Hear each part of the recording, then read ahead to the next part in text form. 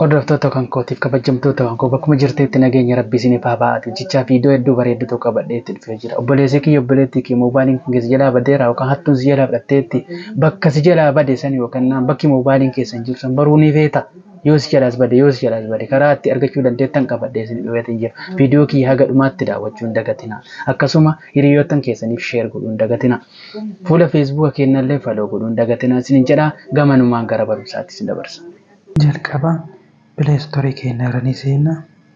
Pileestoorii keenya irra eega seenne bakka seerchi booksii kanarratti Google Find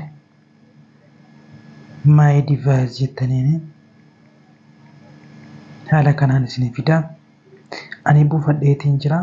Isin ammoo gadi buufachuu ni dandeettu. An open jedhaani. Haala amma agartan kanaan Google keessatti Google akkaawuntii kiyya yookaan iimeelii kiyya naa fida koontiinuu jedhaan. Bakka kanatti paaswoordii isaa nan barreessa.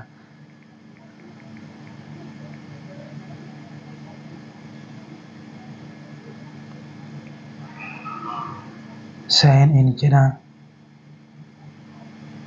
Haala amma agartan kanaan bilbila kiyyarra bilbila gosa kamii akka ta'e asirratti naa baasa. Bilbilli na jalaa bade sun A12 yoo ta'e A23 yoo ta'e bilbila na jalaa bade san gisee tokko kiliikinaan godha.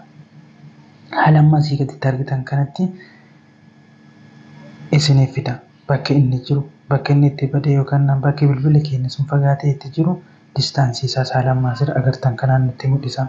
Akkuma asirra argitan Play sound jettanii bakka inni jiru soundiidhaan akka sagalee isinitti iyyu yookaan bakka inni jiru sun akka soundiin isin iyyu akka taasistanidha.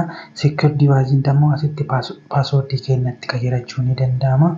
Kana yoo barbaaddan immoo bakki inni jiru bakka silkiin keenya sun badeetti jiru sanittis haala kanaan argachuu ni danda'ama jechuudha. Kiyya kan nuti barbaannu inni guddaan erase godhuudha yookaan bilbila keenya sanii faayila keenya yookaan dookumentii keenya kan achirra jiru hunda dalaguu barbaanna waan ta'eef bakka seetingii jettu namni tuqnaa asitti nagartan factory reset galaxy A12 kan jedhu kana gisee tokkochaan delete godhuu ni dandeettu isin jedha.